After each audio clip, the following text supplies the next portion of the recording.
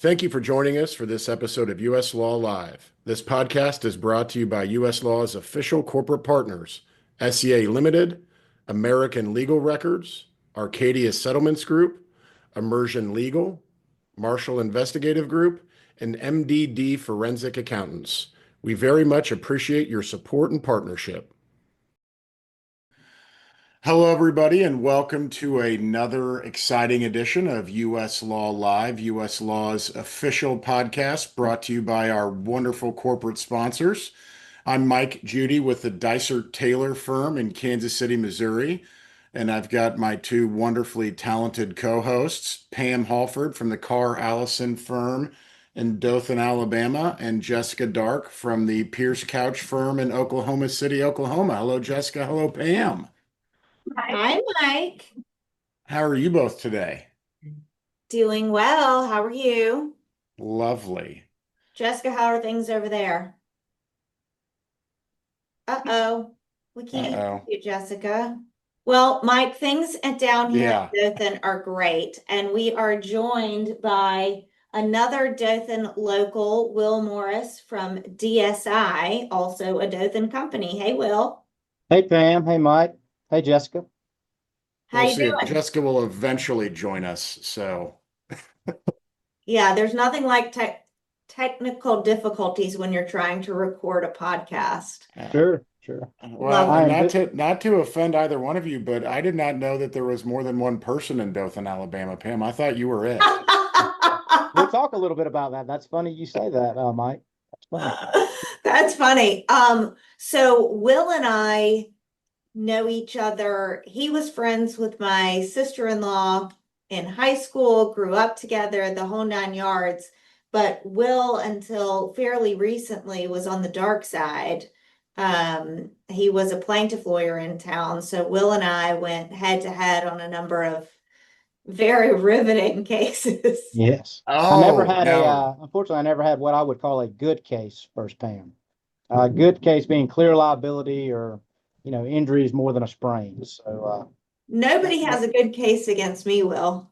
well, that's what I was going to ask. I mean, I know this is supposed to be about you, Will, but I have got to ask you some questions about what it's like to litigate against Pam. Was it Pam, I'll be honest, Pam can be ruthless. She's not going to be unfair. Um, I don't know if she's going to be fair though. It's somewhere in between unfair and fair. But she's not going to lie to your face. So right? that's good. So She's not going to lie, but she'll bend the truth a little bit. that a little bit, yeah, a little bit. She'll twist things to fit her narrative. Not over the line, but real close. You know what we should all do. Will, can I quote you as to all of this on our firm's website, please? You can, yeah. Feel Great, free, feel free. great. I can see that This as a is real client fantastic. draw. Well, Not Will, from tell on us a this side. little. That is a real client draw, I'll say. So, how long were you on the dark side?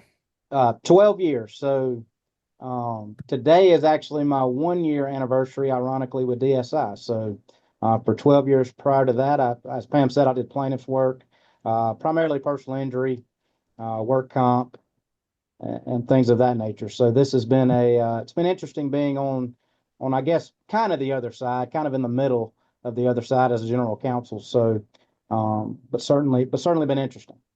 For those people who haven't had a chance to meet you yet, Will, tell us a little bit about what you do and what DSI is. Sure. So I'm the general counsel for DSI Security Services, which is a security solutions provider based out of Dothan. We provide guard services, as in security guard services, both armed and unarmed, and then also ever expanding technology services, which would be like remote video monitoring. That could be access control, whether that be like a keypad or something like that. Or on premises, remote devices, cameras and things of that nature. So that's mainly what we do. And you And is We're also in, provide, DSI in all yeah, 50 states? not all 50 states. We're in 31 states, I think, currently. We have around 33 offices, about 5,000 employees. And so we're nationwide. We go from the East Coast to the West Coast, but there's some states that we're not in yet. But that's just because either the opportunity hasn't arisen or the state regulations are such that we're not interested in it. But yeah. And are you liking things, being general counsel? Do you feel like you're committing malpractice all the time? What does it feel like? Uh, it got some getting used to. It's Yeah. different, of course. A lot of what I do now on a daily basis, obviously contract review, things of that nature, but from a claim standpoint, I do a lot of labor and employment stuff, which I wasn't really accustomed to. That would be like discrimination cases, FMLA, things of that nature. So really kind of getting my feet wet in that and gotten more used to that, which it's been fun. It's fun to learn something new. Yeah. Although I will say, I know plaintiffs attorneys get a bad rap, but boy, we're nothing compared to a plaintiff attorney is nothing compared to an employment law attorney on the plaintiff side, because at least in personal injury cases, there's an objective injury. By objective, somebody broke their leg, somebody sprained their ankle. There's medical bills or medical records to support the claim or not most of the time. But in those employment law claims, somebody discriminated against me, somebody's treating me differently than another employee. A lot of that's more subjective, which is a little harder to value. So it's been an interesting ride for sure, getting used to those types of claims. Now, were you wanting to go in-house, or was that something that you came across just by happenstance? It really just came across by happenstance. I knew if there was ever a time, if I ever wanted to make a move and do something different, it didn't have to be in-house counsel. It could have been anything. But 12 years in, I was either going to need to stick with the path I was on, or I could make a shift. I've always kind of wanted to be more on the business side. I feel like there was a little more opportunity to grow on that side of things, and so when this opportunity came about, it was fairly enticing, and it's been a good decision. Not as many nights and weekends, although there's some more travel than what I was accustomed to before, but otherwise not as much of a. Now things do keep me up at night, but I'm not up at night thinking I've missed a statute, committed malpractice, as Pam said, and then obviously when you have clients that are willing to sue people, well, they're obviously willing to sue their lawyers as well. So always have to always have to be careful on that end. It's also nice from that standpoint, dealing on the plaintiff side, you deal with clients from all walks of life, very sophisticated clients, to clients that aren't very sophisticated. But in the business environment, most of the team members that we work with now obviously are fairly sophisticated, can understand what you're explaining to them, know that there may be some limitations to what we can do, and have more realistic expectations of really, what we can do on the legal side as far as getting the result that maybe we all want. So that's been refreshing. Now, and how much of your time split between the claims side of it versus the business side? Yeah, I'd say probably it's a good mix. It's probably about 50-50, to be honest with you. I spend about half my time reviewing contracts, drafting contracts, um, addendums to contracts, amendments, any of those types of things. To On the claim side, we have such a high self-insured retention on our employment claims that we try to handle some of that in-house, which has been interesting. But obviously, we have all manner of claims, which is, I think we have about around 200 vehicles that we have. So we have auto claims. We have premises liability claims because we're on people's premises. And so work comp claims, obviously, with 5,000 employees in different states. So we'll farm all those out. And so spend a little bit of time doing that. And then another little part of my time is doing just internal uh, business stuff, policies and procedures, things of that nature, and some in-house trainings to make sure that our employees are aware of, when these situations happen, whether it be an employee complaining about something, or when an incident occurs, proper reporting procedures and things of that nature. So we make sure that we're ahead of the curve when claims do happen. Speaking of being ahead of the curve, Will, before we got started, we talked about how AI is kind of entering your space, and transforming it a bit. So I just wanted to hear from your perspective, what are you seeing on the security side of things? Where is AI coming into play, and is it creating more of a headache for you guys? Yeah, AI really in all aspects. So the technology side of things are getting more sophisticated every day. With facial recognition type software, video monitoring type software, weapons detection type software. That software is getting better. Long gun detection software is pretty good. Long gun being like an assault rifle. If you had a pistol or something like that, that's a little bit harder to detect. And then obviously, just from a corporate side, from a company side, and this is across all companies, not just our industry, but the use of AI like ChatGPT or any other programs. I think most companies or even law firms are looking at going into closed systems Mhm. where they're not as open, and so we don't have worries about data privacy and data protections and things of that nature. So it's really kind of a wide open space, kind of a new frontier, so to speak. But it's here, and we all got to be ready for it, or we're all going to be in trouble if we're not. I mean, I've never heard of the AI for the facial recognition and the weapon detection. So, I mean, to the extent you can, I mean, what does all that entail? Yeah, so it's just like any other type of analytic software that you can install on a camera, typically a video monitoring device, a camera that can detect, like when you walk through an airport and a TSA's got your mugshot and then you're on like the no-fly list. I mean, when you go into that airport, those cameras can pick up who you are, and alert you to things of that nature. And then on like the weapons detection, I'll take the guy that was in the shooter that went to New York recently at the NFL headquarters. Um, you know, pretty clear on that camera. I don't know if they had weapons detection software. Pretty clear on that camera. He had a long gun of some sort entering the premises, and so really the thing about AI is it's not that can we detect those things because we can. It's the question of what do you do when that happens. So in other words, if the NFL headquarters had some type of AI that alerted it to the guy coming in with the long gun, well, that's great, but who's getting that alert? Number one, who's getting that information? Is that the guy at the front desk that's sitting there? Is that somebody else at another location that then has to communicate with that guy?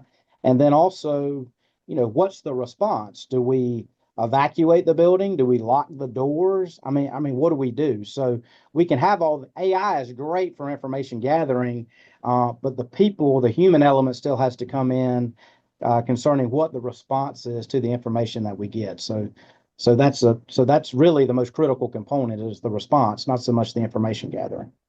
Have you helped to develop some policies and procedures with DSI to get to that human element from where you've got the information, what you do with it? Yeah, we're kind of on the ground level of that. Mhm. We will start to do that more and more as we get more into the space. And so yeah, that will be a critical component. Different companies that we work with, they're going to control a lot of what they're going to do with the information. Of course, as us as an assist, as the security expert, so to speak. And so, yeah, typically we will assist in those things. I myself haven't drafted those policies. A lot of times, what we're doing is the is the the customer. A lot of times we'll already have those policies and procedures in place, like a hospital, for example, is a good example. They're going to have those policies and procedures, and it's us just being able to review those things to make sure they align with what we think is the best practice, number one, but also what we're capable of doing, number two. So Hmm. Have you seen a decline in the need for uh, I guess employees is the best term yeah, to sure. use here as a result of the use of that AI for information gathering? Yeah, I think it cuts both ways. I think that there's an increase in the need for employees that can, for instance, be employed at a remote video monitoring facility, for instance. Mhm. So we have agreements with clients that we actively monitor their cameras, right? And so, but the way AI will come into that is that as it gets more advanced, AI will be able to detect. rather than a person just looking at a wall of cameras, so to speak, AI is going to be able to take, oh, you need to look at this camera because that looks like something suspicious. Mhm. Oh, wait a minute, that's just the UPS guy. He's good. He can come on in. Oh, hey, that guy's got a mask on. You're going to want to, sound the alarm there or talk or, have an active interaction with him through the camera system. Whereas, what are you doing? Similar to like a Ring doorbell experience that you would Okay. have if somebody came to your front door. So there's an increased need for those types of people. We haven't really seen a decrease in the need for officers yet. That's certainly uh, on the horizon, probably. Now, depending on what the application is. So obviously, if a hospital, for example, if a security officer, if they want a security officer posted at the front entrance of that hospital, a camera is not going to be a good substitute for that, right? Yeah. You want an active live person that can address situations as they arise in a hospital setting. Now, if we're in more of a manufacturing type setting or a commercial type setting, maybe we still have that officer at a booth, I'll call it, or a guard shack, as trucks or something are entering, or other supplies are entering the facility. But maybe there's a back gate that nobody comes to that's not really used. Used to, what we would do is we would put another employee back there, even though he's not really having to Mhm. interact with anyone. He's just making sure nobody comes in the back gate. Now, what we would probably suggest is a camera, or some type of video monitoring, which will be cheaper for the employee or for the client, but also a better solution for both them and us. So that's how it kind of plays in. It's still a tandem game, still a little blended Yeah. solution. There will never be a world where only cameras are what people use. I think a lot of our clients will say, well, what do I want a camera for? All the camera's going to do is capture him walking in. It's not going to be able to stop him or call the Right. cops or other authorities or things of that nature. So, depending on the application, it's always going to probably be more of a blended solution. And Yeah. if you got into a situation with any of this, and when you said, "Oh, it's the UPS guy," you can let him on through. What triggered it for me was, claims of, "Oh, I was stopped because AI identified me as a threat, and I'm not a threat," or you picked the wrong guy or wrong gal, and that's not me. Have you seen any Sure. backlash from the people who were stopped because of AI? Yeah, we haven't really run into that scenario yet, but we've obviously read about scenarios like that, and that kind of gets into to the ethical aspect of things, to the privacy concerns that you get into, or just misidentity, obviously. And that's really something that our industry is still trying to work through. And I think a lot of industries are, whether it be law enforcement, um, or other things of that nature. Um, that yeah, we still have to work through those things. The technology is good, but it's not perfect. And so it's how we respond to those things if a mistake is made. But there's got to be going back to Pam's point about policies, there's got to be some kind of directive to say, hey, if AI captures this person as somebody that might be a threat, real eyes need to get on that. So in other words, the remote video operator or the operations center person that's actually watching the cameras, they need to put a second pair of eyes on that to confirm, whether it is indeed the case before any other action is taken. In other words, just because you see a guy appears he's in a ski mask or whatever, that shouldn't automatically trigger a call to the police. Um, you should be able to say, "Hey, we're detecting this suspicious activity." Operator looks at the camera, confirms, and then you make that next step, depending on what the policy is. And again, that's going to be a lot of that's going to be client driven, and what they want, depending on the kind of facility they are and what they're manufacturing or things of that nature. And from your client's perspective, and I see two buckets of people with AI. The folks who they're all in, they're bought in. Sure. You have it, I want to use it, I want to see it. And then others who are the exact opposite end of the spectrum. If I don't want it, it's too new, I don't trust it. I want a human element. I guess Yeah, what's the mix of what you're seeing? yeah, you're 100% right. I mean, um, this isn't AI, but we're still 50-50 on clients that'll sign, they want a wet sign agreements and it'll take a DocuSign. If it's not wet on the paper, it's not real to some of our clients, which is perfectly fine. And so yeah, no, it's a pretty good mix of people. I think a lot of it is it's just like anything else. When something new comes out, it's the education element of it. And really, one of the things that we're trying to do internally is to train our sales and marketing people about how to talk about these things and how to not how to sell them, but how to make sure the client realizes the type of solution they can be. Because depending on the application, it could be a good application or a poor application. You're not going to want a camera at the front of a port, like the Port of Houston that we do, or the Jacksonville port that we do, or the Port of Panama City. You're going to want live people at the entrance of that port. You're not going to want cameras. And so you may want cameras too, but again, it's going to be a blended solution. And so it's important to kind of understand both the capabilities of it and the limitations of it to be able to provide the best solution for the client.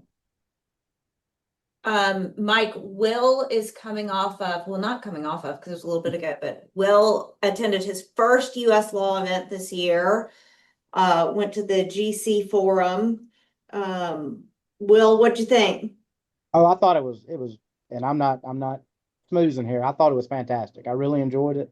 Good. I enjoyed connecting with people that do similar things that I do on a day-to-day basis. It was nice to be able to talk about that and how other people handle certain situations. And so I thoroughly enjoyed it. I think it was great. I Where think was the GC forum? Where was it? Oh, where was it? It was in San Diego. Oh, I mean, you Yeah, couldn't ask for a so better Oh, location no, either. I mean, yeah. Pam invited me, thankfully, and it wasn't in Duluth, Minnesota. I'll tell you that. It was in the dead of winter. Will earned some brownie points with his wife, taking her out to San Diego, kind of spur Oh of the yeah. moment. I mean, I didn't give you a lot of leeway, and she was like, "Yeah, we're going." That's it. Yeah, who can turn it So down? No, Pam, it was good. she didn't beat up on you so much in private practice that you didn't want to spend any time with her.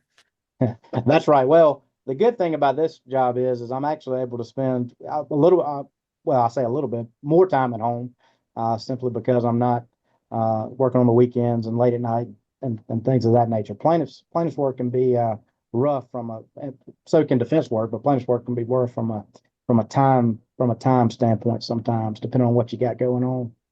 Yeah. Will's got a little one at home, Mike, so I'm sure getting away with him and his wife was a nice little reprieve. Oh yeah. Yeah. How old? She's 16 months. Um, she's already calling me Will. That's her. Really? She's about 50-50 on Dada and Will. So Love that. it's pretty funny, actually. It's pretty funny. So so she's a pistol. She's almost walking. She's not quite walking.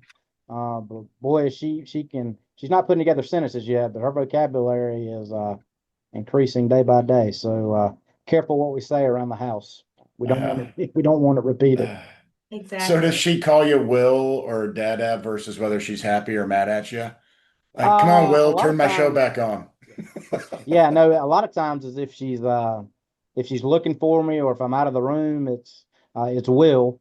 If she sees me, it's Dada, and then sometimes if she gets real excited, it's Dada Will, Dada Will. So that's so it's a any of those three variations, and I'll answer to whatever she calls me. So I it's love it. So it's she good. has you wrapped around her finger. Absolutely. Wouldn't have it any other way. So I've got all boys, so I don't know what the sweet, innocent, little girls are like. I just have chaos monsters living in my house, destroying everything at all times. Yeah. And I'll say this, she's good at tearing things up too from time to time. So it's funny because like I said, she's not walking yet, but she knee walks, and literally she walks on her knees.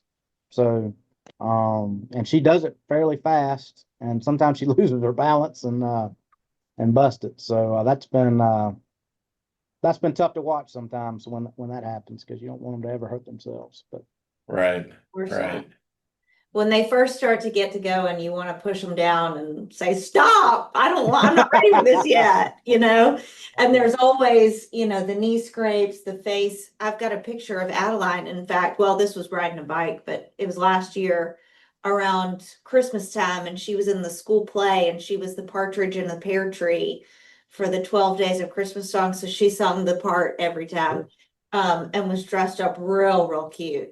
And her face was literally, it was like road rash down her entire face where she fell off the bike, and you're like, it's Couldn't always you have done this anytime, any other time but exactly, now? exactly. It's always something, always. Oh, but I'm telling you, you'll blink, and then my oldest is turning 16 in about a month, and then you're trying to teach him how to drive, and it's so cherish. I miss the that age, that 16 months, 18 months until they're 2 or 3 and they really get terrible. But it's that sweet, innocent age that it's a lot of fun. So you're right in the thick of it, but you're also right in the good times of it. Sure. You're about to get a nice little surprise when that first insurance bill comes through. I want to add Oh, him to your insurance. yeah. I mean, we actually the car that he has or that he's gonna get, we got for free for my brother-in-law. It's just a little 2007 Ford Ranger, and even Yeah, that going on our insurance, they've said you're going to pay a pretty penny, and I'm like, oh, perfect. It's a good thing he's Great. got a job. Yeah, absolutely. yeah.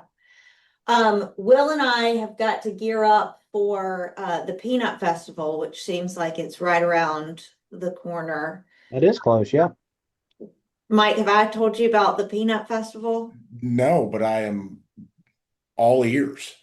We'll fill him in. You can probably talk about it better than I can. Yeah. So Dothan, and Pam has had to have said this before, but maybe if she hasn't, Dothan is the peanut capital of the world. Meaning that, and I never get the stats right. I never get it right, but I think in the like 100-mile radius of Dothan, we generate like the most peanuts of any place else, at least in the country. And Pam may have to check me on that, but and so every year at the end of the harvest, we have the National Peanut Festival, and so good food and just fair type atmosphere, animals, show animals, things of that nature, cows, pigs, goats. Fact, It, good food will means fried everything. That's right. Oreos, corn dogs, corn. It doesn't matter. It's fried. I That's mean, right. but then do we have all different types of peanut flavored food and peanut concoctions and all that stuff now? There's a little bit of that, but it's not actually. Now that you say that, it's not as much as you would think. Yeah. And so there's a little bit of that, but it's not. Yeah, not as much as you would think. Now, variations of bowl peanut, sure. You'll have 4 or 5 variations of the bowl peanut. And so they. Mike, have you ever had a boiled peanut? I have not. And Oh I would gosh. say you mean a boiled peanut. Nope. Boiled. Bowl. So like in a Boiled. bowl? Yep. No, hey, Yep. what is a boiled peanut? It's just Um, what it is. yeah. It's a Just peanut. You boil it in water, With a and bunch of salt and spices and chef's kiss. You take them and out you eat them out of the shell, and there's that's okay. like water, the boiled water gets inside of the shell, and so you get the salty, spicy water when you're trying to get the nut out of the shell. It's delicious. So nobody in Dothan then is splitting the nut open and dumping the peanuts in. I mean, the shell. I Oh, mean, that's how I eat peanuts. But I mean, you get people at ballparks and they're pulling it open and then dumping the peanuts in. You got to get the whole thing. yeah. Will is right. In 2023, Houston County harvested more than 89 million pounds of peanuts. Mm. So a bunch of peanuts harvesting here. If you've got a peanut allergy, we're probably not the place for you. Yeah. I mean, I And learn Pam just something new said every day. my 3 favorite words. Will is right. Those are my those are my 3 favorite words. So Is this the love to hear first them. time you've heard her say I was that? about to say That back when actually you is. were That's funny, but yes, that is. Don't hear those too often with a little girl and a wife at home. Don't hear those words very often, but well, and you refreshing certainly to hear. never heard it from me back when we had cases opposite to each other. Certainly not. Certainly Yeah. not. Never had a good case. I've never heard Pam tell anybody else that they're right. I've usually just heard it's I'm right coming out of her mouth. Well, I mean, I am. I mean, except for that one time you thought you were wrong, right? Exactly. 100%. Well, y'all, this was Uh, fun. Thanks for being with us today, Will. Thanks, Mike, and everybody who listened to another installment of US Law Live, brought to you by US Law's corporate partners. Thanks, everybody. Thanks, Pam. Thanks, Mike. Thanks, Will. Thanks, Pam. Great to see you both. Thank you for listening to US Law Live. Stay tuned for more great conversations on US Law Live. To learn more about US Law Network, visit uslaw.org. Thank you.